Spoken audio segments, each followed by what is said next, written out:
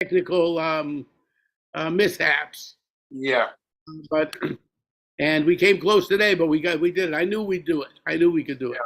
yeah, yeah. Well, I'm glad I got a hold of John. We'd like to thank John Roach, who Yeah, handles David's technical side of things, and we'd like to thank Jesse Kaiser, who you may be seeing, who is here with us. Jesse is does all of our technical things and a lot of the planning of the show. She's really the half of our production team. yeah, And so, David and I have known each other a long time. And, a lot of the time we don't really, when musicians hang out, we don't often talk about, well, what was your childhood like or these type of things. So this is a chance where I get to ask David things like, you came from, did you grow up in Newark? yes. Right in downtown Newark? Where were you? You were kind I of, wasn't downtown. It was we well actually I don't know what section you would call it, but it was the projects in um, Rose Street, Belmont Avenue, something around there. And so I it was lived not, there. I lived there until I was about 10 years old, and um, my mom died, when I was 9, I'm and sorry to hear that. I just we kept on going to we moved out of the Newark and to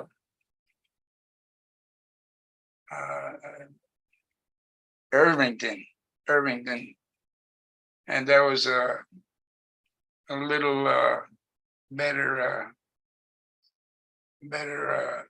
situation. When you say we, now there was you, your father, and did you have siblings as well, or? No, but I had a stepmother, so she took over because, as I said, my mother wasn't, she died when I was about 9, and I was, so that had a big impact on me. I'm sure. Yeah, Yeah.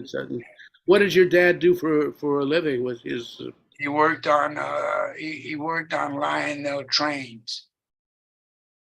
He was working in the factory, Irvington, New Jersey, Lionel. Lionel? Sure, everybody had those. And those I never different got. trains that They were good trains, weren't they? they were fantastic trains. I Yeah, knew somebody who had them all through his house. He'd go there and he'd had them going up and down the stairs, and like he had train tracks all over the place. One of my high school yeah, band teachers, he came yeah, home like they say. Oliver Nelson was a yeah. big train, He was like electric train fanatic. He train. had them all Oh, yeah. everywhere too.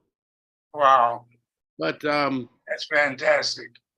so that was just you and your dad and your stepmom, Yeah, and it's me and my when after my mother died, it was just me and my dad until he got married again, which wasn't too far after that, maybe about a year or something. And we moved to Irvington from that neighborhood in Newark was getting bad, you so know. so you moved to a little better neighborhood in Irvington. And Yeah, was your family? Was your dad? Well, let's say, did you come from any kind of emphasis on religion in your family, like your grandparents or anybody was there? I know you're born Jewish, as I am, but yeah. was that any kind of influence in your early life, or how did that relate to you? Or Sure, it was an influence on me in my early childhood, and still is. But my stepmother she was pretty, strict with the kosher thing, Your mother had not been. Well, I didn't really get no. My mother was too, but since she got sick, the last couple of years of my life, she was and, it's hard to explain how, but she'd be kosher the meat, putting the thing in the bucket. Yeah, I remember that. Wow. So she was a pretty With the salt, right? You put the salt on it, and oh yeah.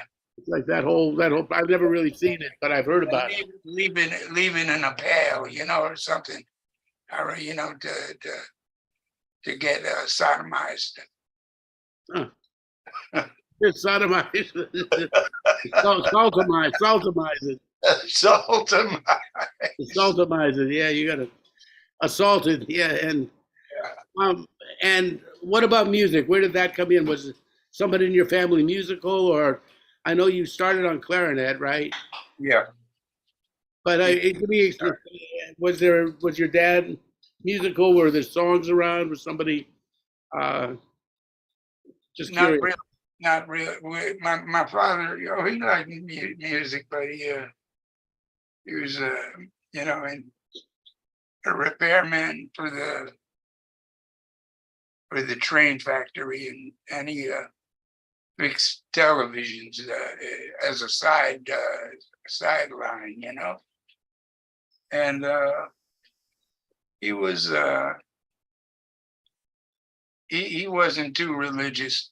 I mean, he'd go out and have some food on Yom Kippur, you know what I mean? Because he wasn't really into doing that whole fast thing, That's hard. That's a hard thing to do, Oh, I Actually, hated it. I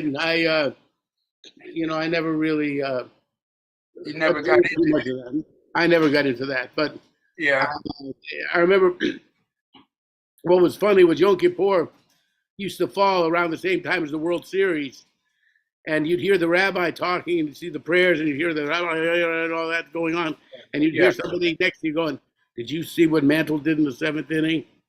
You also have baseball talk going on.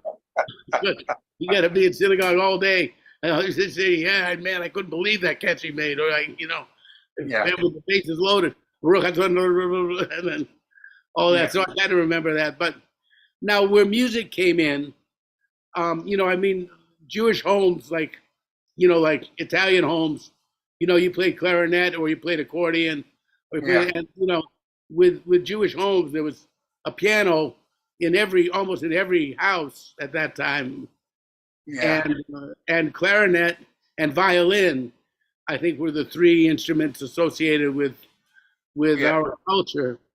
yeah, How did you get involved? Was it a school band thing, or yeah, yeah. It was while I was still in Newark. Uh, I got involved. I had my music teacher was a guy, and I didn't know that until later. He taught Woody Shaw, oh, and he was a very fine trumpet player. His name was Louis Cetera. He's gone now. And the funny thing that happened when I got out of school, or I student taught, and he was my teacher overlooking what I had to do, you know, to get out of that. That was my last year of college. so But so you anyway, went to college. what college? You went to college. You Yeah, I did go to college. I went to Jersey City State, right there. as So like a music education major, or yeah, yeah, yeah, that's right. so you thought you were going to be like a band teacher? You were kind of aspiring. No, I wasn't aspiring to do No, I mean, I was. that. I I, was aspiring to play, and that just didn't happen while I was in school. But I was playing, and I was quite an accomplished clarinetist, actually. really, when so you were playing clarinet, and when did the saxophone and the idea that you could be a musician hit you? When did that? Uh, um, it hit me when I was about 15, 16, but yeah, I knew that's what I wanted to do. And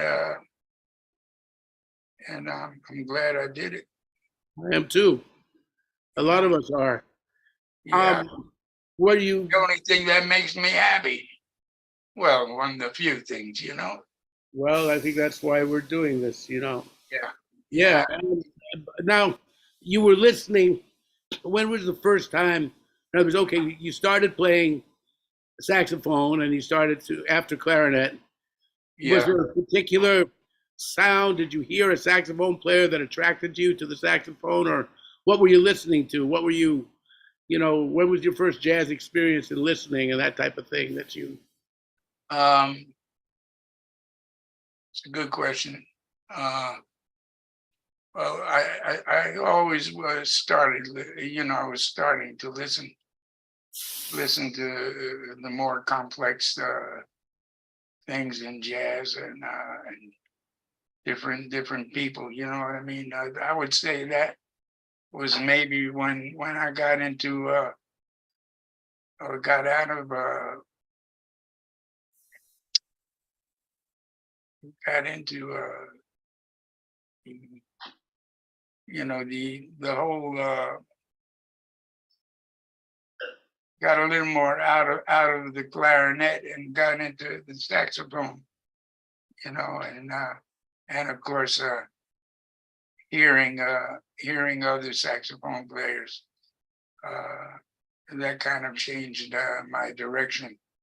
I mean, anybody in particular? For me, it was Yeah, Lester Young, and then I heard Stan Getz, yeah, and then some other people. Something wrong on the train that came later.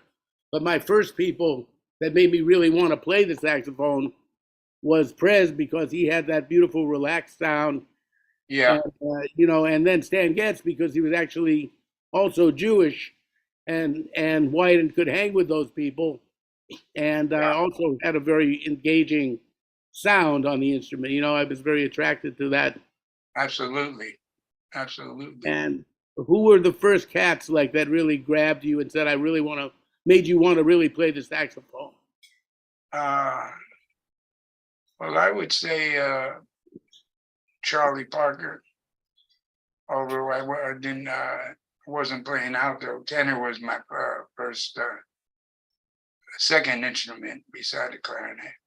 But yeah, he Sonny Rollins and Charlie Parker came later. When I heard that, it just blew me away. With his melodies, melodic concept, and also his control. He was one of the great. Yeah, he's a genius. Yeah, well, I mean, that was also with me when I finally heard Bird. Yeah. That opened up a whole other door Oh yeah. right there. My Yeah. father, when I bought my first Charlie Parker record, I spent the whole day listening to it. I got it about 2 o'clock in the afternoon over at Jefferson Department Store in Miami, and listened to it until about 9, 10 at night. And by that point, I could sing most of the record. I Uh-huh. was like I was like 12 years old, and I thought I'd wait for my dad and show him how had accomplished this feat. I could actually sing along with his Bird record, and I'd never heard Bird until that day. And my dad was working in the Diplomat Hotel in Miami, behind the different acts that came in. My dad was a trumpet player, Yeah, I met your dad. You did? I met your dad at the first wedding. Wow, that's right. You did. You That's met right. my dad. And anyway, so Dad comes home, and I'm waiting for him. I'm kind of lurking in the corner, and it's about like 1 in the morning. My dad was not a drinker, and this night he drank a little, I think. And he opens up the bills. He goes to the kitchen, and he opens up some envelopes. And he opens up a bill, and the next thing I know, he throws his horn and the soft cake onto the couch, and starts cursing the horn out. And and and then he's sitting there going, "Fucking plumbers, fucking." I said, and I say, "Dad, what is it about the fucking plumbers?" He said, for years I played this thing, 20, 25 years, put all my heart in it, all my soul, put all these hours into it. And this plumber just got for 2 hours what I'm making in a week. He's like, you ever play music, I'll fucking strangle you. So I uh, just went back I didn't sing him the Charlie Parker record. uh, yeah, that's But right. so Well, you were lucky. I got what I heard in the house with the first records were more bent on a Jewish. What do they call that? Now? What do they call that? like Jan Pierce and that kind of. Klezmer, yeah, klezmer music, or Dave Towers. He was a clarinet player. I heard some of that. So you actually, see, I never even heard klezmer music growing up. I Oh didn't hear yeah, klezmer I music. heard her song. I didn't know what it was. It was called klezmer. But yeah, that's what I heard. Could And you play then some of that stuff on clarinet? what? Could you play some of that stuff on clarinet? Not really. No. Not really. Not then. I played, trying to play a little Dixieland, if that was it. But no, I didn't. I didn't. That's hard to do that stuff. Yes, it sounds hard. Yeah. But it was swinging. Dave Taris. Anyway, it's just some music. So you decided you wanted to be a musician. Yeah. You Well, I wanted to. Yeah. Then I started getting some little kind of gigs here and there, and it was a pleasure. It was really pleasure. did you do like like club dates? You play for weddings and Oh yeah, dances and that kind of stuff. oh yeah, Yeah, yeah, me too. We were the last generation that actually you would play the American repertoire. The Cole Porter tunes and Richard Rodgers and all those. the American songbook. Yeah, American yeah, songbook, and the Broadway shows were oh still yeah, kind of popular. yeah, So, yeah, we I think we're the last generation that actually got to play those tunes for actual dancing. yeah. And Absolutely. I think Absolutely. I think it affected us in a good way. I think it gave us a feeling of for I think for the rhythm, but also for the communal aspect of music, maybe. Yeah, Uh, yeah. No, that's very true. That's a good point. But it was a great period. Let's see. Yeah, it was it was a great period to learn this stuff and be soaked up in those standard tunes by Irving Berlin and Jerome Kern and uh, Oscar Hammerstein. yeah,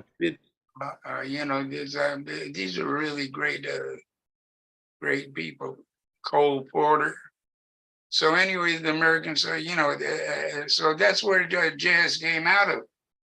You Well, know, it is, and and I think the thing is that I was thinking about that too. That the melody, harmony, and rhythm.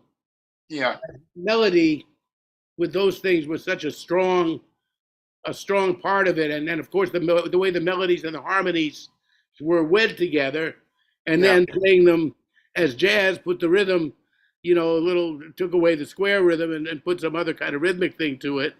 yeah, But I think one of the ways that the world has changed, which I wanted to talk about with you a little bit, because you've been teaching at the New School for yeah. quite some time as well. You do a class there, I and I would, know you deal with a yeah, lot of young people.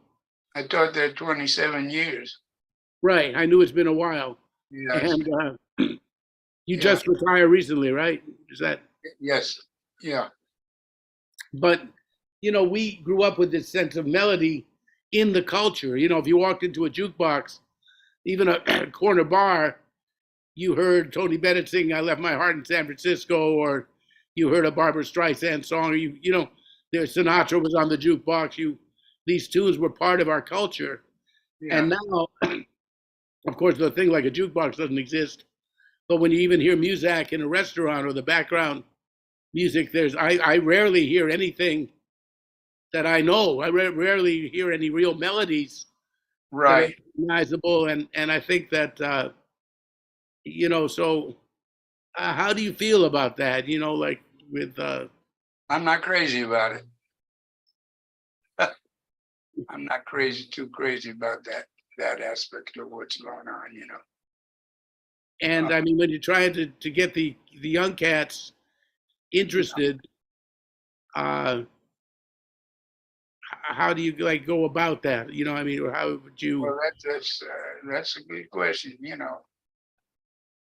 Because for the kind of music that is really popular today is something I'm not crazy. I'm not in in in, in favor of right now. But I respect it, and I respect the creativity. Some of the but first of all, the music is like what's going on today is instead of singing, it's talking really, or it's like poetry, which is fine too. But it's uh,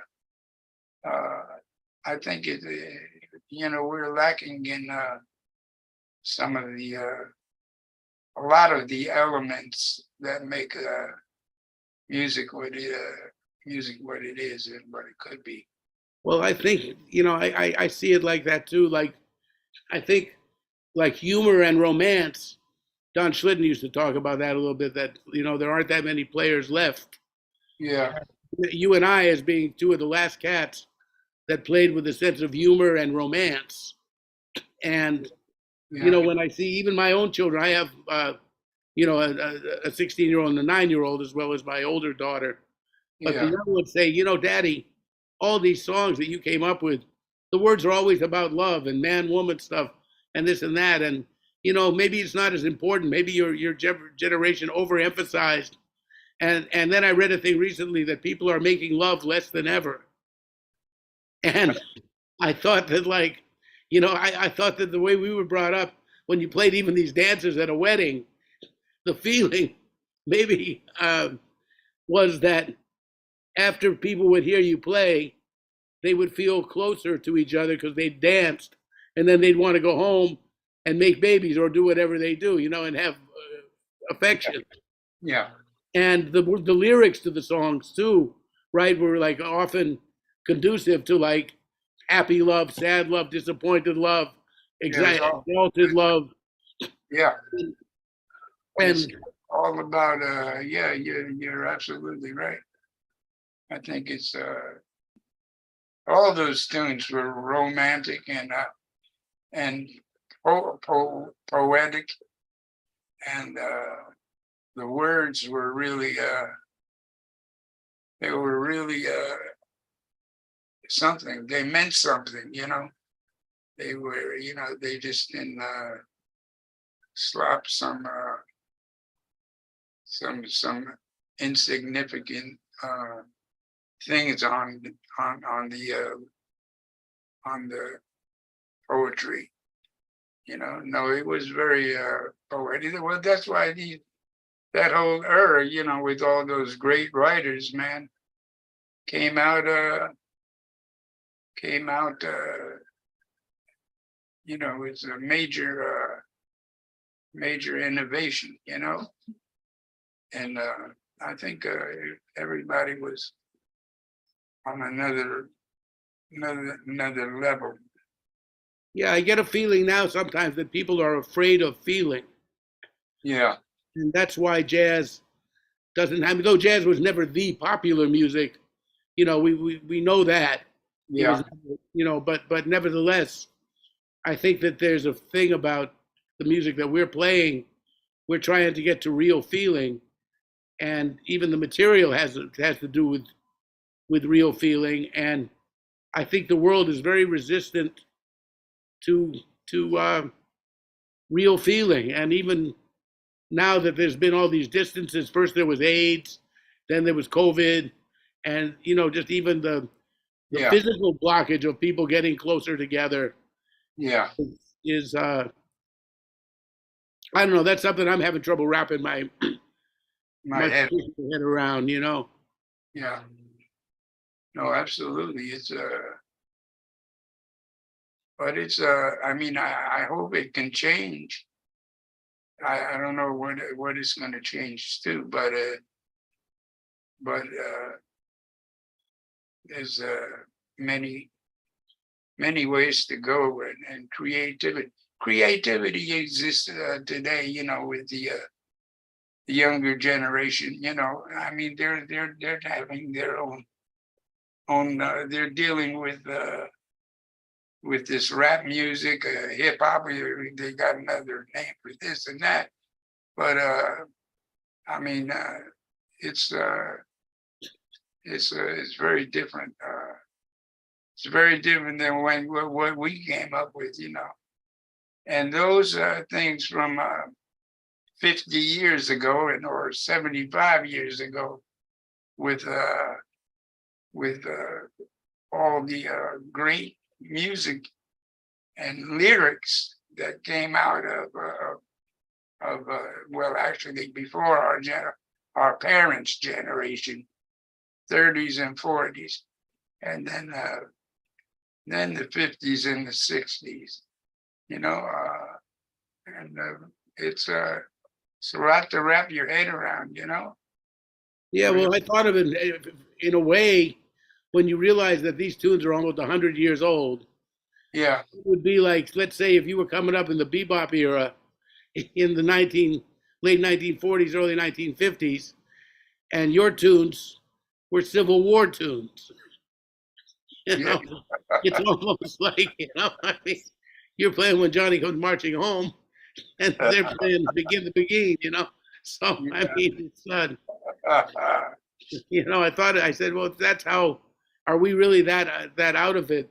Now, some cats like I haven't heard it, but Donald Harrison and Yeah, Michael Wolf and people like that are into combining the aspects of hip hop. They're finding things that and trying to relate to the younger generation as well as through using jazz and structures. And yeah, I'm not hip to it because I read about it, but I haven't really listened to it.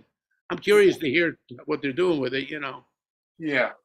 But I'm, but getting back to you, I first heard you um, at Boomers. You had Tuesday nights at Boomers. That's the first time I heard your name, yeah, and I was curious because usually if somebody got a gig, they'd made records, or you'd heard of them, and this and that.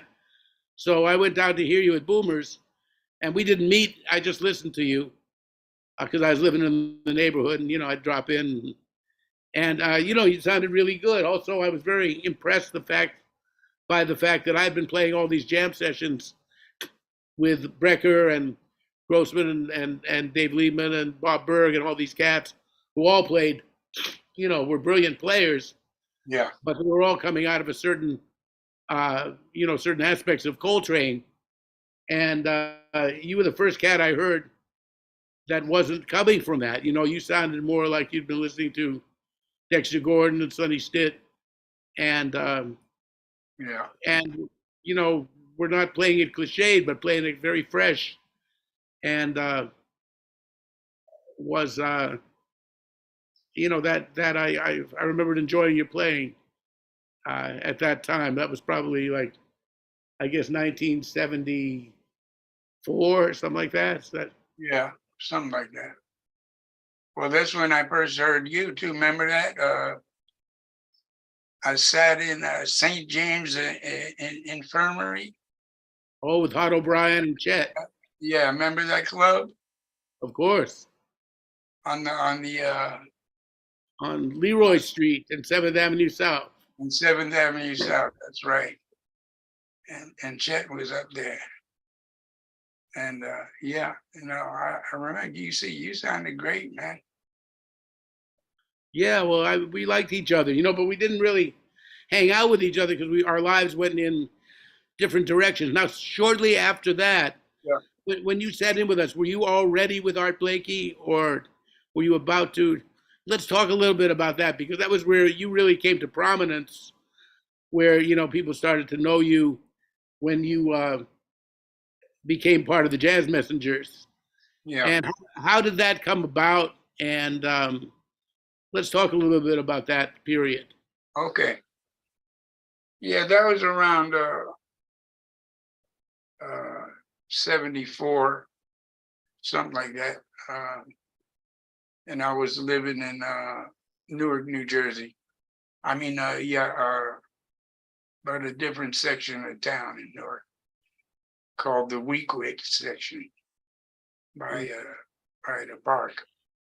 But anyway, yeah, I started going into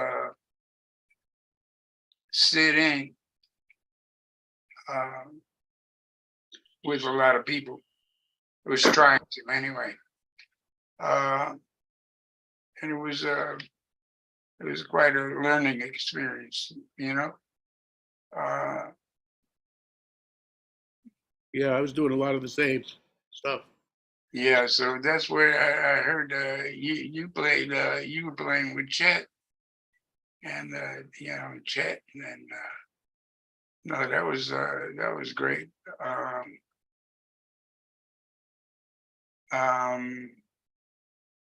But Blakey, Blake, yeah. So Blakey, I started Blakey in about 75, and that was that was the beginning of it, the beginning of my career. Actually, let me go back to Boomers. Now, Boomers, I started playing and sitting in with whoever I could play with. Joe Newman was a big one, and there was it was a lot of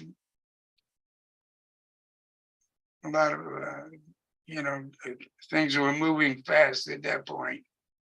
But anyway, it was great. That's where I met Walter Davis Jr. I met a lot of different trumpet players. I can't really think about that. Tex Allen, Tex Allen was one of them. Yeah, one of them. Yeah, and Tex Allen and who else? And Jimmy Lovelace. Jimmy Lovelace was always around, and he was around and playing great. Well, all these cats, like a lot of them lived in the neighborhood or in the East Village. Everybody was sort of around. Walter Davis was on Hudson Street, and yeah, so there were, yeah. And then Mel and Bob were the two owners of Boomers, right? Yeah, Bob Cooper and Mel. Mel. And, What was Mel's last name? I can't remember, but I can't neither.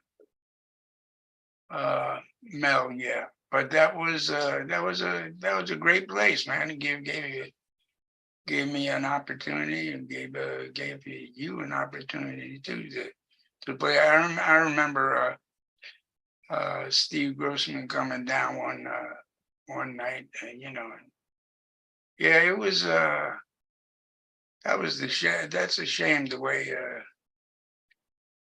what happened to Steve. yeah. Well, Steve was. I was talking about him with Gene Perla, and he was one of those cats that just couldn't take yes for an answer. You know, he had so much talent, and Yeah, there was something inside Steve that just wouldn't let himself uh, his gift. enjoy his gift. No, he somehow, I don't know. I mean, it's another. Accept himself. Yeah, he had trouble with that, and then the drugs really once. I mean, some of us get into it and have our little, like Teddy Edwards. I asked him, "What about you? Did you go through it?" And he looked at me with this knowing look, and he said, "I had my fling," and I had my fling. Yeah, And unfortunately, with Steve, it was not a fling, even though yeah, it was just something that supplied this. Well, it seems to some people it supplies a missing part of their personality, or they yeah, feel it does.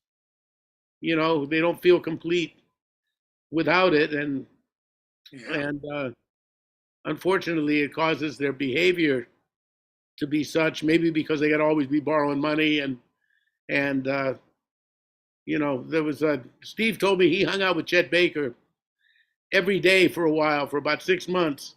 And he said, what was weird? I said, what? He said, we never talked about music and we didn't play one note of music the whole time. I yeah. said, because I remember when Chet used to show up at my house and I couldn't tell him no. He'd want to borrow $100.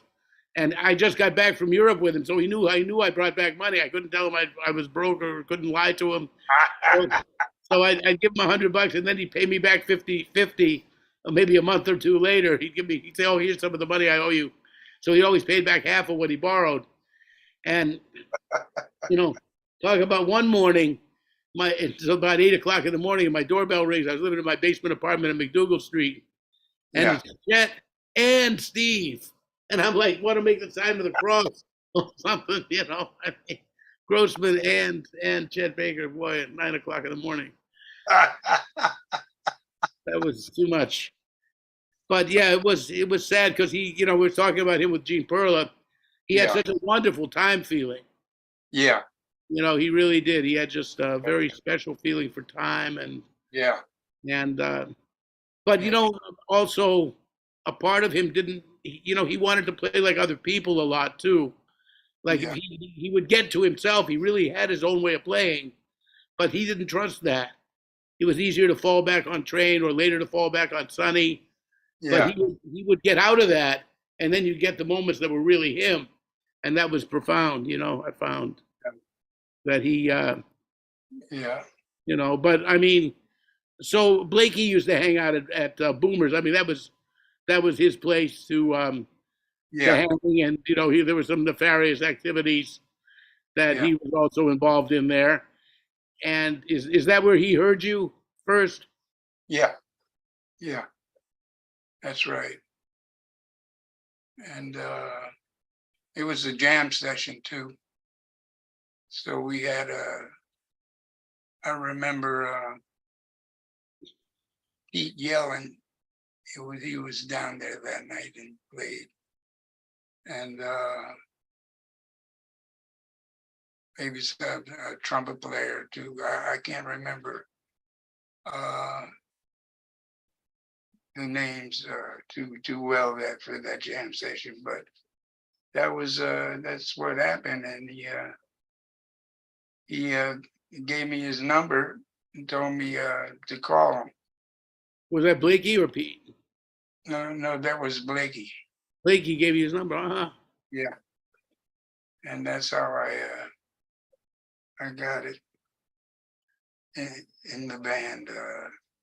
And he, yeah, so I kept on calling because the first time I called him, I didn't get get in too much conversation. And then we talked some more, and he said, "Come on down. We got a rehearsal this afternoon." That's when he was playing the top of the gate. I You remember know? that. Yeah, you Who remember? else was in the band? Well, that very first time Valerie. was who? Was Valerie in it yet, or was it? Oh no, he wasn't there. We had a couple of years to go with Valerie. Oh, Uh, um, it was people I didn't know. Uh, actually, there was an alto player who was a student of Jackie McLean. was that Nelson? Or Yeah, that's I right. remember Nelson. Nelson and Hilton Ruiz used to Yeah, hang out together, and I yeah. would play with them. We all played when we were in high school together. Yeah, Oh, you did? Okay. he Well, died young, didn't he? Didn't Nelson die? yes, he did. And He did die. Yeah, yeah. I heard he was uh, uh, a drug counselor. You know, really, huh? that's unusual because I thought I know he'd had a drug problem Yeah, even as a teenager. yeah. Well, that's what I didn't realize that, but that's what happened. And but he became a counselor. Yeah, and I know, and that's what I heard anyway. Because he was, yeah, He's a good alto player, man. yeah, He was a very nice alto player. yeah. And so Nelson was on the band, and uh, Nelson was well, the band was in transit at that point. It's my first gig, and Nelson, I don't know, and then who's a piano? Oh, there was a pianist later. His name was Kasal Allah.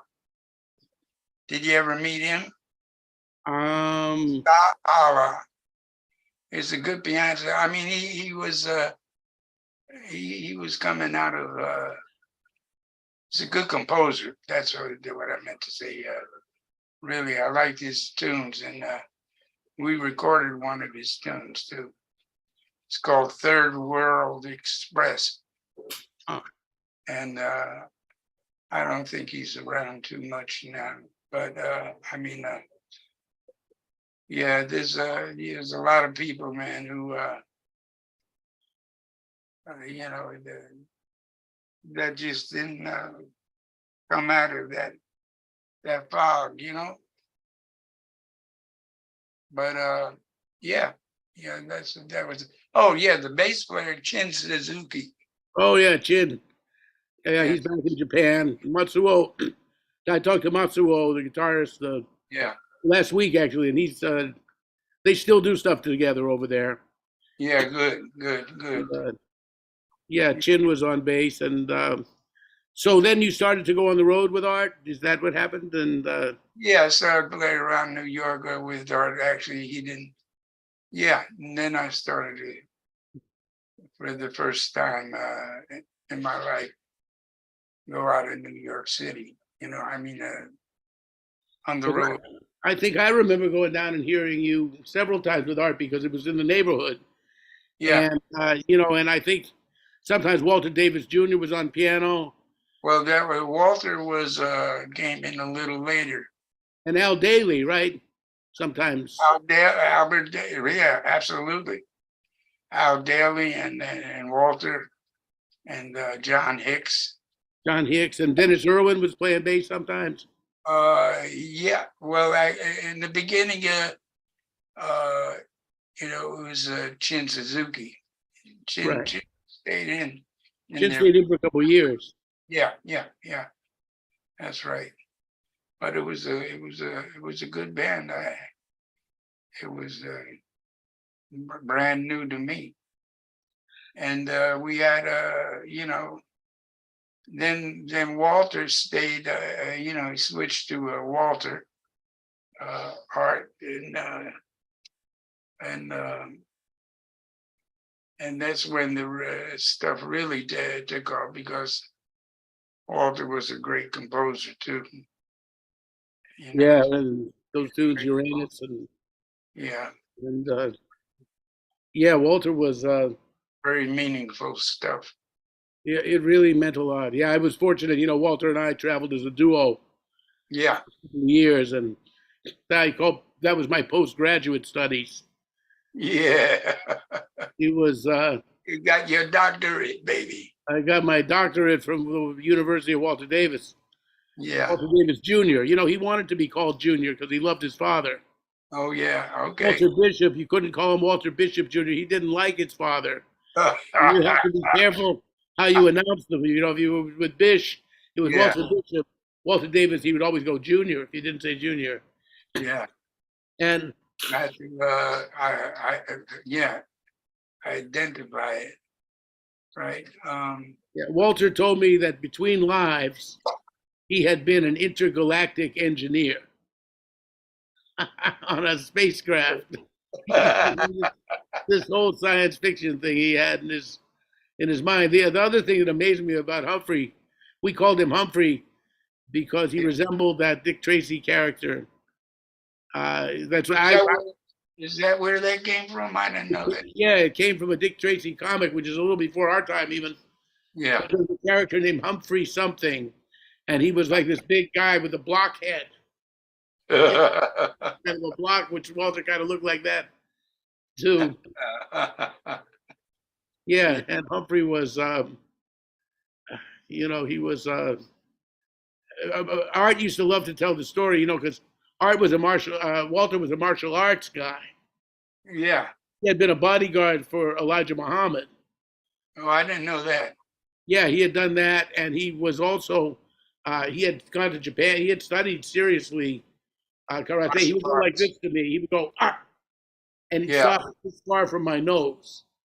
To shock me, he'd go and I go, and I knew he was never going to hit me. Yeah. And and Buhane used to tell this story about how they were at some concert with Wayne Shorter and these Rolling Stone, these Hell's Angels came and tried to break up the concert, and and everybody's hiding on the floor and just hoping these guys aren't going to stop them. He said that was in Minnesota. Minnesota, right? Yeah, remember that story? Yeah. You could tell how Walter laid out 5 Hell's Angels. He grew sometimes it was 7, sometimes it was 5. But but well, Walter was I don't know if you knew that Walter was a tailor. Yes, he made his own clothes. He made ties. Yeah, and I tried to get him to make me a beautiful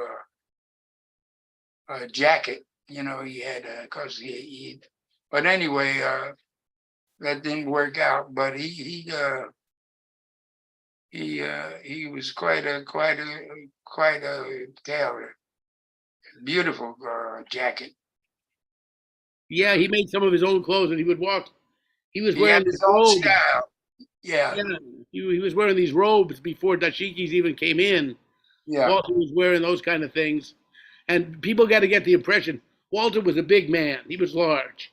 Yeah. And he and Ronnie, who was his girlfriend at the time, he used to call her Jennifer.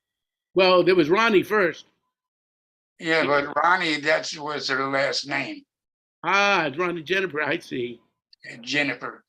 Jennifer. Okay. Ginnever. Gotcha.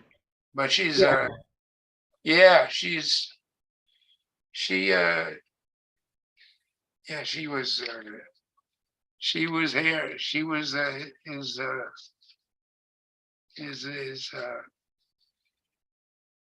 his love, Yeah, he would introduce her as his queen. Have you met my queen? That's good. That's and they good. had this huge white dog that when the Uh-huh. dog stood up, he was taller than I was, and the dog's name was Ego.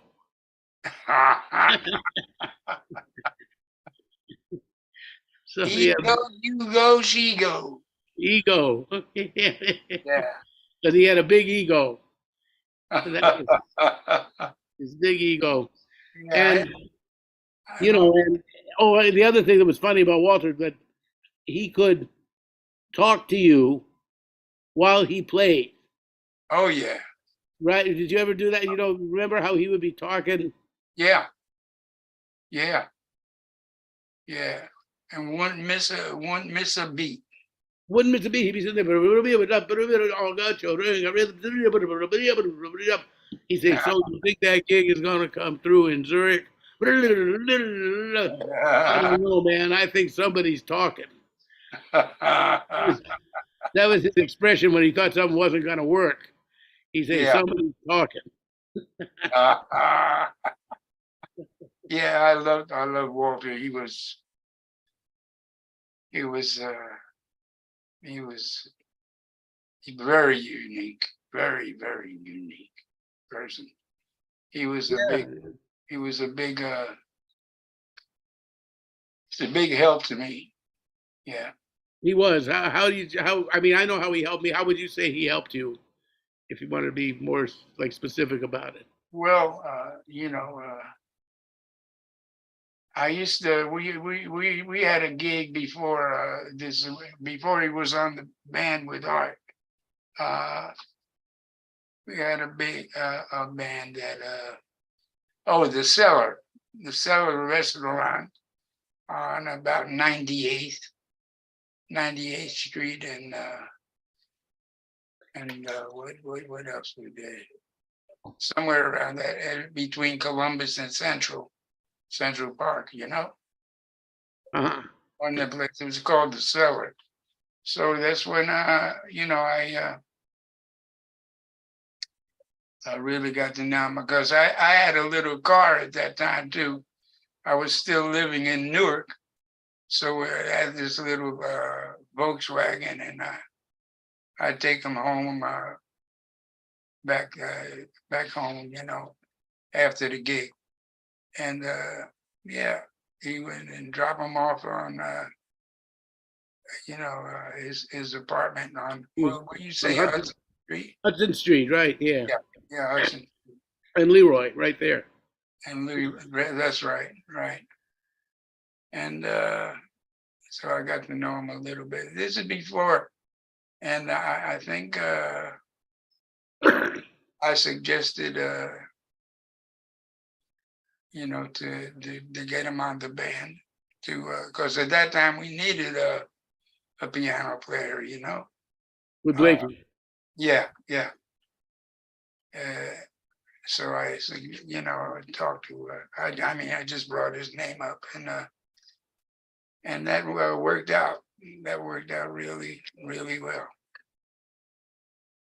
Yeah, because of course he and Art had known each other forever. Of course, And, they were old pals. they were old pals. But he was on the band. He was replaced by Bobby Timmons. He was Uh, on the band with Lee Morgan and Wayne right, and right. Jimmy Barrett. And Walter said that he left and Bobby Timmons took his place. Okay. But, Yeah, that was how that happened. yeah, You know, the other, yeah, I know Walter. The feeling I got with him was, I always felt I got a little better every time I played with him. yeah. Somehow he infused you with some of fairy dust. I don't know, some magic thing that he had. Yeah, Those cats, I think they understood that magical part of the music. yeah, And it's intangible. You can't really say exactly what it was. But yeah, guys like Walter and Albert Daly was another one. John Hicks, too. yeah, Uh, I mean, there were, a few cats, of course. I yeah. mean, just, but, let's, Al Daly, did you have some experiences Oh with, yeah, with oh yeah. Albert? 'Cause He was on the band too. yeah, With I mean, yeah, can you talk a little bit about him? I mean, Yeah, well, Albert was we recorded together that, that album called Backgammon. And now Backgammon was Walter Davis's too. Walter Stone, yeah. But Albert Daly was on it. And yeah, a lot of people, they just slept on Albert. Al was Albert Daly was I understand, but he was a very good basketball player. Did you know that? He told me he was an all-star varsity athlete in high school.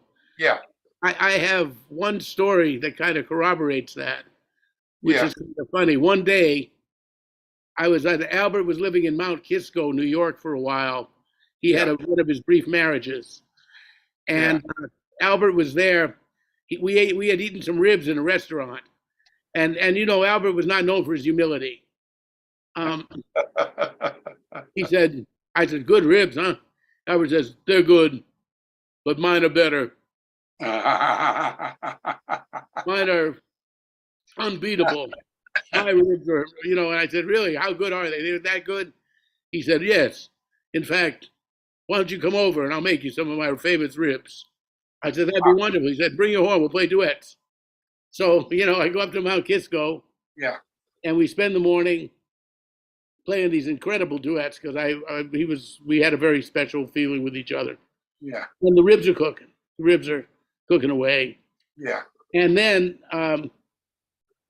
the at that time we didn't have answering machines or anything, but I had a roommate, and my roommate, you'd always leave the number where you were going in case somebody called with some work, right? yeah, Something. So he calls me and he says, Hot O'Brien just called, and he's got a gig tonight at Gregory's, and he wants you to come and play at, the gig starts at like 8 o'clock or something like that. yeah, And can you get there? And can you take it? You should take it. So I said to Albert, I said, Al, maybe I'll pass on it. Maybe I'll give somebody, else a call because I'm having such a great time because we were burning. I mean, the music was just wonderful. And yeah. those ribs I was smelling those ribs too. And I'm, I don't want to go. I love Hot O'Brien. Believe me, I love Hot, but I mean, this is such a special day. And Albert says, listen, someone calls you for work, you take the gig. And a guy like Hod, he said he's been your friend, he's given you a lot of work, and you Yeah, guys are buddies. You got to take that gig. There's no question about it. He said, I'll make ribs again. He said, we'll have other occasions. He said, but you got to do what you got to do. I said, oh, all right, And he said, wow, the next train is in 15 minutes, so you better get on that train. So I took one last whiff of the ribs, and we go out the door, and I'm there waddling with my horn, my alto, my soprano, and yeah, my music bag, and Albert was heavy at this point because he went different weights. Sometimes he'd be thinner, and sometimes he would be heavier, and he was at one of his heavier weights. yeah, And we're at the top of the hill, and we see the train pull into the station because you got view of the station there, and the yeah, train is going to leave in like 2 minutes. We're just making it, and Albert says, "Okay, I got it," and he went down that hill like he played for the Los Angeles Rams or something. I never saw that much weight move that fast yeah, outside of a football field. And he yeah. stops the train. I'm waddling behind him, carrying my horns, trying Yeah. to get down the hill. And He keep made up. it like in 2 minutes or less. He was right at the train. He had the train held up, waiting for me. I got on the train, and I asked him later. I said, "How did you do that? How did you move that fast?" He said, "Well, I was an athlete. Yeah, Wow. you Yeah. know, he, Yeah. He was quite an athlete, they tell me. But he was also a concert pianist too. Baltimore. Baltimore, that's right. He and Gary Bartz, I think, grew up together. Yeah. And Yeah. There's a whole lot of but those were the days. Wish those were they the days. never huh? Those were the days. I wish they never end. Yeah, they, they still exist somehow when you live those things in your mind. Yeah, They're somewhere there. I yeah, just, it's just friends like that and people like that were just so. I mean, we got each other, yeah, which is wonderful. But these guys were our elders too. You and I are peers, so we're yeah, sort of. It's a different kind of inspiration, I think, than you got from those cats. From yeah. The elders. the elders. Now, I'm just thinking, racially, that was a factor. I mean, one thing I noticed about guys like Albert and Walter and all of these cats. Yeah. I mean, the only time Walter ever said anything weird to me, one night Walter says to me, he said, "You played so beautiful tonight, man. It was really nice." He said, "I couldn't help but think of what you would have played like had you been black."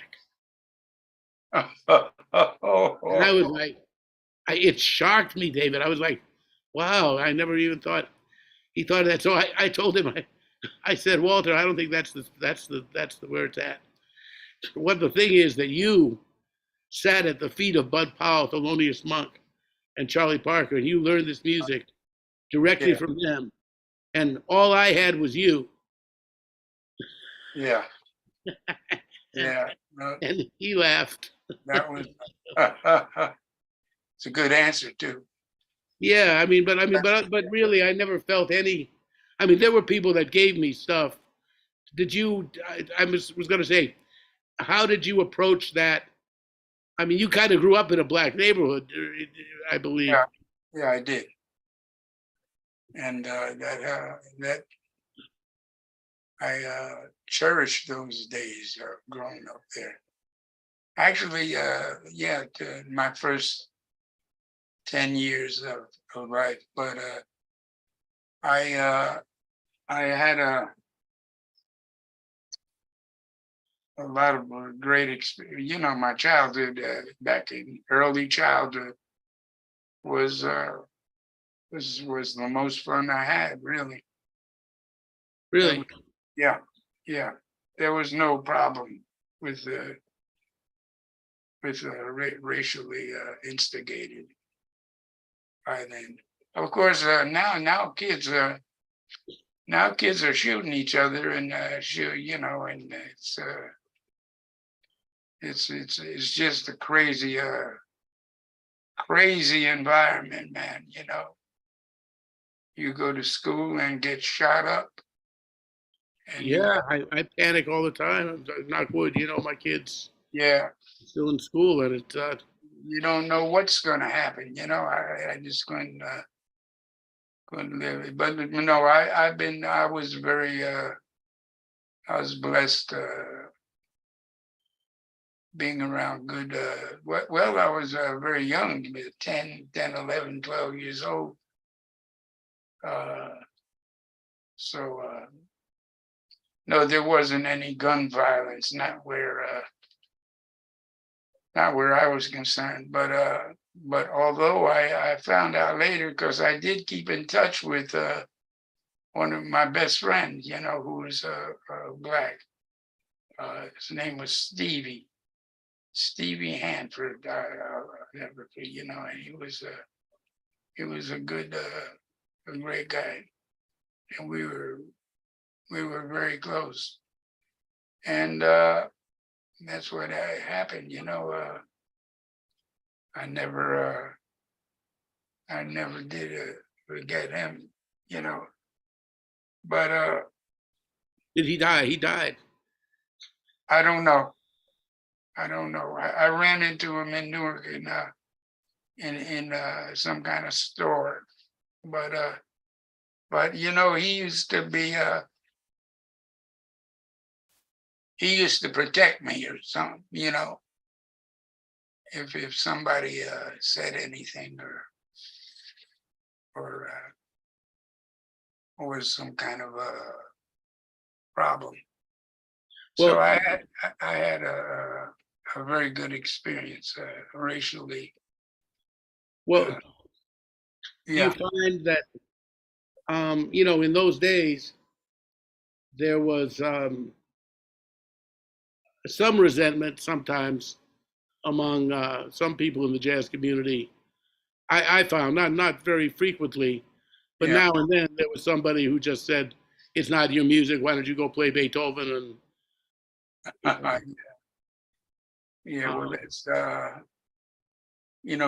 people like Art uh or Art and Walter and all the people that came after, they just didn't think that way. I mean, the best of the uh black musicians.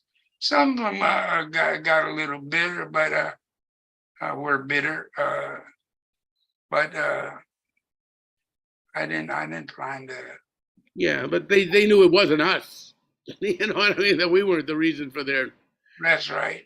That's bitterness. I mean, like Albert had a quartet for a while. He had Dennis Irwin, he had Adam Nussbaum, and he had me. yeah, And I yeah. don't think it even occurred to him that he had three white guys in the band. Right, right, right. I don't think it even he even thought of that. But now these days, I find, I mean, I'm not on the scene that much. Yeah, You're a little bit more on it. But when I look at who's playing, I look at who's at Smalls and who's here and who's there. I think it seems to be a little more of a racially polarized situation, maybe yeah. in the last years. Does it seem like that to you? That it, do Well, you I'm think not. I'm not. This year I'm not. Haven't been really out there myself. Too much. But uh, I don't know. You think it's more polarized now? I think it may be, but I don't. Yeah, I don't really know. I just know that I see. Um, it seems like there's a bunch of bands that are black, and it seems to be less integrated yeah, than it was. than it was. But I don't know about that. I'd like to hear what people say about that. Yeah, that's a good point. I don't know either, and I Uh, don't really go out to clubs too much. But I could ask somebody that question. yeah, I'm sure there's a lot of people, that are very open and don't have carry any malice or anything around, especially there. I mean, but there was a time in the '60s, with with some of the major players. They were trying to get some more, cooperation and make bonding, making things better. And well, like Archie Shepp and Roland Kirk and yeah, those that's right. people were all trying to. There was a, but Yeah, people used to say about Mingus, for instance. Somebody say, "Well, Mingus is a racist, isn't he?" And I'd say, "No, he's a militant. There's a difference. He believes. I mean, he got white friends. He's got a white wife. He's got, I mean, he obviously, it's not racism. It's right. militancy. He wants the thing to change, and he wants the thing to change quickly. And Yeah, that doesn't make him racist, but it makes him militant. Like people told me Archie Shepp. I went up to the Olatunji Center to hear Archie Shepp when I was in high school, and everybody said, "Oh boy, he doesn't even want to talk to white people. Watch out for Archie." So I liked the concert, and after the concert, I walked up to him and I asked him about the overtones, like how was he getting these double stops and these overtones, and was there anything he particularly practiced? And he spent 15 minutes with me after the concert talking to me about top tones for saxophone and Sigurd Rascher. yeah, And, there was absolutely, and I've known Archie through the years, he's way above all that. yeah, And, yeah. Sure, that's right. so, Yeah, but they came up in the the late '60s, and that's what was happening. And well, I think the King assassination affected things a lot too. that Yeah, there was a real reason to be angry. that's a good point. And That's a good point. you know, But Freddie Hubbard. I went to hear you with Art, and it was part of the jazz festival with our friend Nadia. We went out to hear you, and you played so great that night. And Freddie was the guest, yeah, and I wondered if that was what led you. Had you played with Freddie before then, or because I know you played with Freddie for a while. What's your history with Freddie? I wanted to know something about that. Freddie Hubbard, we're talking about. yeah, sure, sure. I know you know. Just Yeah, yeah. but we're well, Freddie. Freddie was actually very, very, very good to me. Very good, and we got along good. He he's was a great, great. I'm sorry he's gone. I really am, and didn't have to be like that, but it did have to. He's one of the greats, the real giants of that instrument. But he's another one that I didn't know him that well, but I had a couple of times hanging out with him pretty seriously, Yeah, and he had a hard time liking himself. I yeah. think that I, like Grossman and like some of those. why do you say that? Well, he seemed tormented, and we talk about it. He found it difficult to be happy, and there was a drug dependency there too. Yeah, yeah. But S- you Instead know, of the down, it was the up. he was the up, yeah, and his heart had been broken. He would talk about that girl in Japan that he loved, and he who Oh broke his yeah, heart. I know, and sounds like he opened up to you. Well, we had an evening where there were some things conducive to that, and and for some reason he did, and Yeah, that was the only night I really got to know him because other than that I knew him to say hello and to, yeah, but I never really knew him. And then that was one night in Israel. We just ran into each other and hung out till the sun came up, and really had this, wow. Well, But he, how did you like Israel? well, I had a very strange time there. I felt like Art Farmer mentioned it. He said there's a lot of hate in the air. Yeah, This wow. was there was a feeling of like of uneasiness that way, Yeah, and they really were into these rules. They had a lot of rules you had to obey, yeah, and I mean I enjoyed some of there was a group of kids that they gave me I did a master class with them, yeah, and and I got to play with Walter Bishop and Ray Brown in a tribute to Bird, and that was like nice to do yeah, there. yeah, But it wasn't a place that I wanted to really put on my list of a place to go back to frequently. I didn't feel that much of an association being Jewish. I yeah, didn't feel like I'm home. I'm in the homeland because I was not raised religiously. yeah. What did you think of it? You've been there. No, I haven't.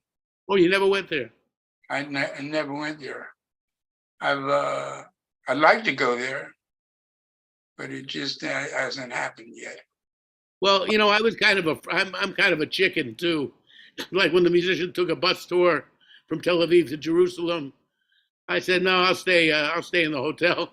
I just had this feeling of You don't want to get blown up. didn't want to get blown up. There was a feeling of that. But my Yeah, kids were just there for 2 weeks with their mother and their grandmother, and they had a wonderful time. They floated in the yeah, Red Sea, and they really did enjoy it. So yeah, I don't know. It just wasn't on a place. It wasn't. yeah, I'll stick with Italy. Now you'd spent a lot of time in Europe. yeah. What were some of the things that you noticed you were in Spain a lot? Where were you? I mean, you were everywhere, but where did you like the best? And can you tell us a little bit about the difference between Europe and America with audiences and music and whatever comes to your mind? Yeah. Uh, I'll try to do that. Well, in in uh, in the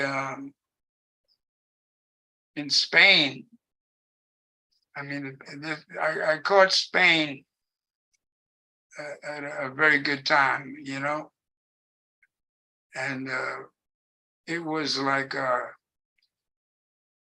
well, that was I'm trying to think what years I was there. 1970s. No, it was the 80s. But I caught Spain. Spain was undergoing it, you know, after it was after Franco, and things were just opening up. The people were great, you know, the Spanish people, and I I thought it was a great place to, you know, really.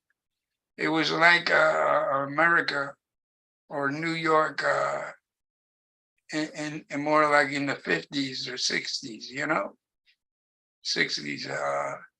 And you know, I got really, you know, I did a few seminars over there. Yeah, that's how it started. And there were some really talented young players over there. Perico, Yeah, Perico Perico was a Zambia. monster. Yeah, Zambia. He could play. Yeah, and well, you know, he's one of my students. Really? Yeah, Well, you did a great job with him. I did. And there was more like him, you know, Wow. because there's Perico Aladio. Forgot his last name. He was a tenor player, and I kind of remember him too. Ramon Cardo. Ramon Cardo, I remember well. Yeah. Did you ever go over there and do a seminar? I did a couple of workshops that Fabio set up for me in Oh, different yeah, in Fabio. Yeah, different places. You yeah, know, yeah, mostly I played clubs. You know, Cafe Central yeah, and Amores in Madrid, and you know, yeah, and even went all the way from Valencia to and down to was it Alhambra, that area. You know, the near more near Morocco, right? yeah, that whole thing. I Yeah. mean, I thought that they really well they understood my hours, didn't they? They understood jazz hours. I Yeah, mean, you'd they start should. playing. The concert started at 11 at night, right? Oh, you got that right. Yeah, they sure did. No, but they were. It was a great place, and they would pay you respective good wages. Yeah, I thought it was nice, and it was a wonderful concept. That whole idea of working a couple of hours. The shops, what they would open at about 9, 10 in the morning, and then by noon they'd take a siesta, they'd take a nap, and everybody come back about 5 in the evening Yeah, until about 9, 8:39, and that was yeah, their work day. And then after you're that, right. I mean, there was a It feeling of was having fun. it was partying. Yeah, I mean, it was and I guess they'd had all those years under Franco, having everything be so uptight Oh that yeah, they just went to, completely in the other direction. yes, they did. That's that's because they knew about Franco and his third world repression. Yeah, and Yeah. and then But I what? like Italy too a lot. Oh yeah. Well, that's very similar. That's very similar. I was wondering uh, how if Italy was similar, we see as the same kind of feeling in you know in what was I in Spain. in Spain? Yeah, in Spain, Italy, and those things. Now, yeah, my question was, what's Israel feel like to you? Is there some of that same commonality with I the didn't feel that. no? No, I didn't. I really didn't feel that. I felt, and I just felt this. It seemed, because I mean, there's soldiers around there, and there's like, Oh you yeah, get a feeling that there's, you didn't get that feeling in those other countries. There was a feeling of, I didn't get that. No, I didn't get a feeling freedom. of freedom and partying. And Yeah, there's something about a Latin thing. I mean, we got, yeah, I think there's something else that we've got going as Jewish people, but it yeah, ain't partying. That was, I mean, I'm sure there's some Israelis that will tell me I'm totally wrong and I didn't go to the right places, I didn't see the right things, and they're yeah. probably right about it. But it wasn't a place that I really Wanted to be it. to be at so much. And well, the last thing I want to talk to you about is, you have managed to, not managed to, but I would say you've had a very long and happy, I would say, relationship with your wife Marty. Yeah, I've known her for a long time as well with you. yeah. And you know, can you give us some insight into like what kind of has made that work together, and how you've it's not easy to uh, to live our life and keep a relationship. Can you give me some insights into what kind of makes that work for you, and how you met, and a little bit of the history of that, if you don't mind? Okay. Um, I've met I met Marty in at the Keystone Corner, in San Francisco. yeah, San Francisco. And I we talked briefly in there, and and I saw her again the year after. Hmm. I saw her again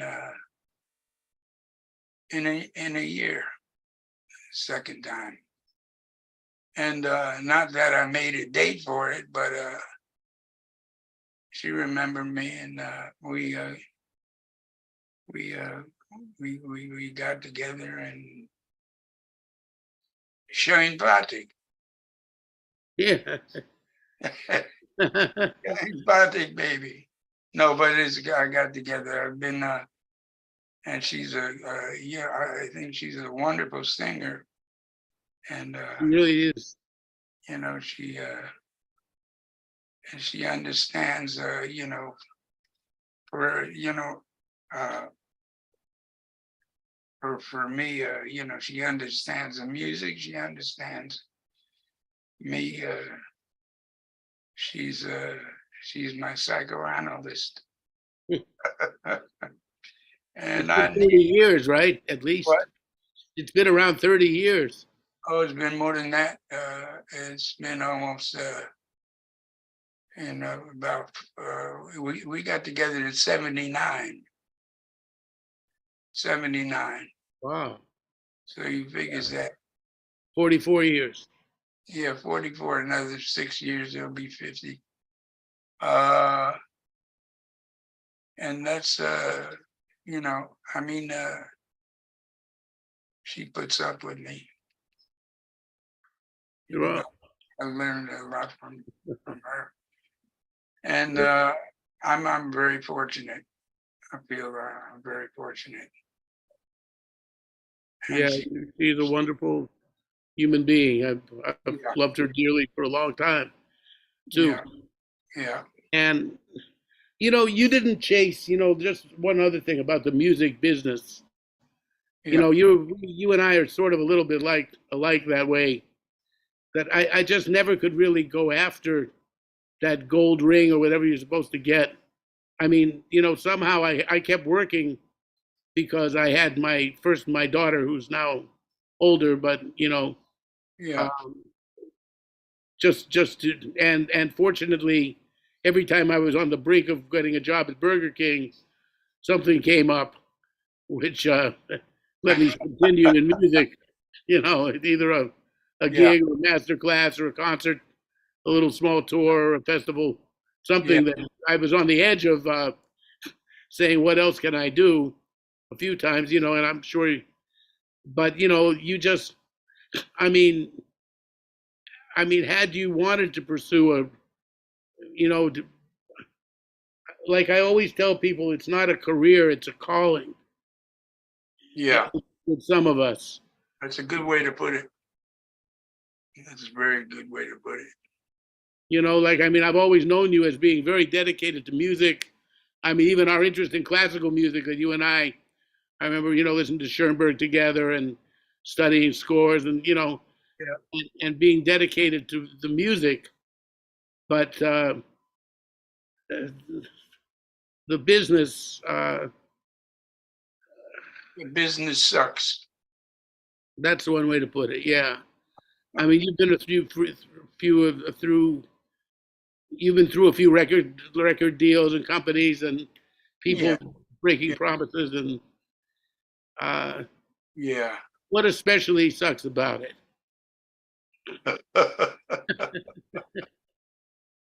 Well, yeah, you hit it on the head. The business. The business is business, and music is music. And the people running the music are unfortunately they're businessmen. And that's where most of that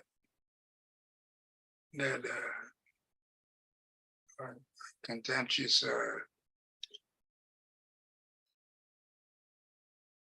division lies, between that and a lot of the people, most of the people in power, are not musicians, right? I mean, there Right. might be a Yeah. couple of people, a few and far between, but that's what uh, that's what this is. But other than that, man, it's really it's really a hard road to follow. You know, very tricky. And for a person who really, just has his heart on playing, and for the pure joy of music, uh, they should follow that, you know. But that doesn't mean uh,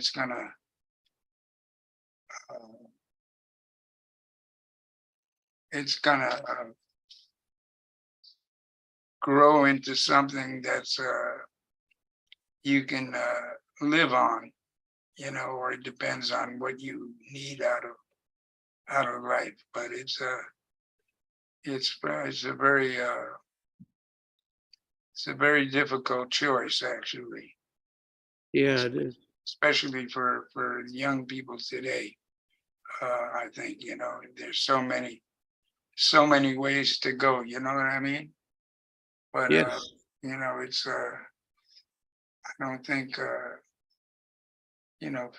a talented young man or a young woman, you follow your heart,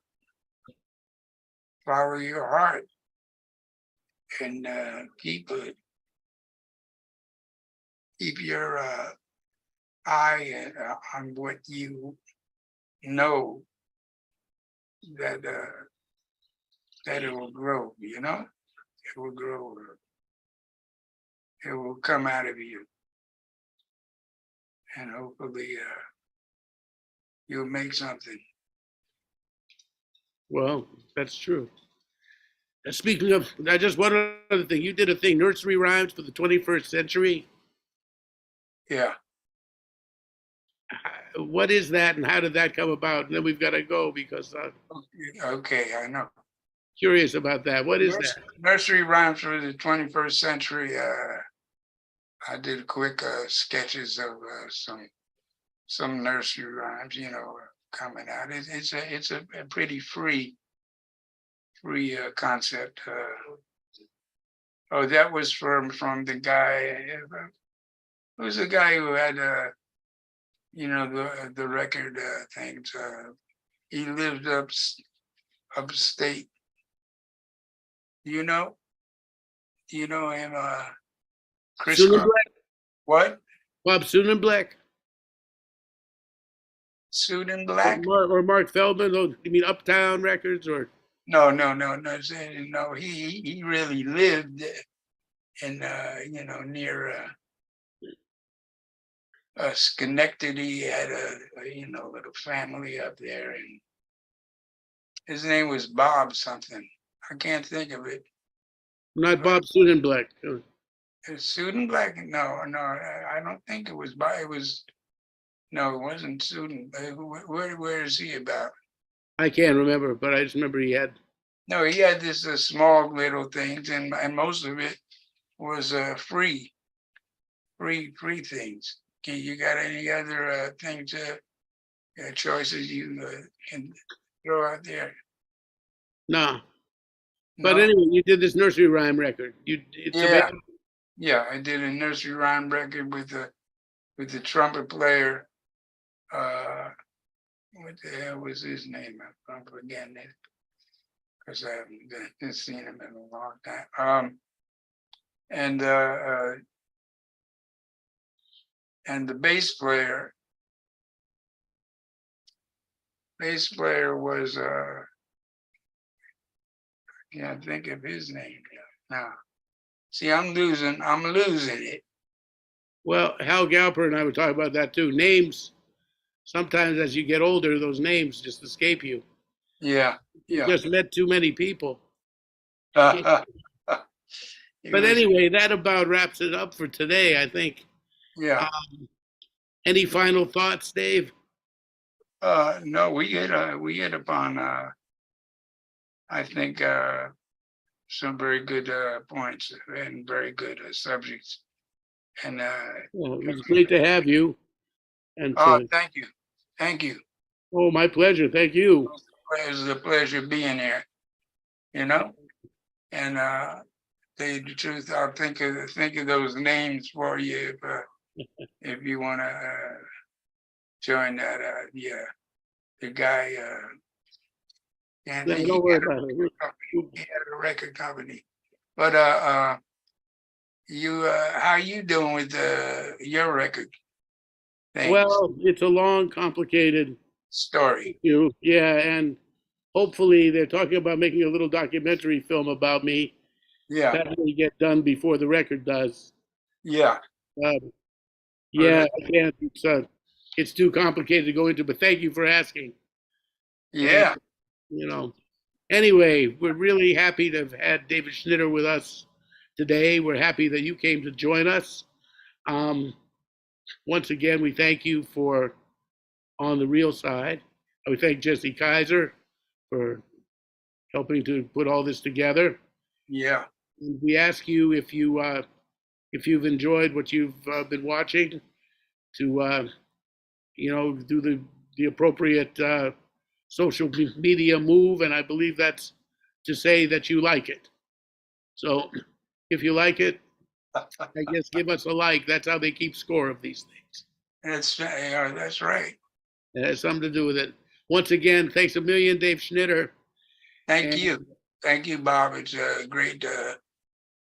Thanks you for having me. My pleasure, and God bless. And we'll see you next time Yeah, with another version of On the Real Side, on the real side. as you hear Walter Davis's tune.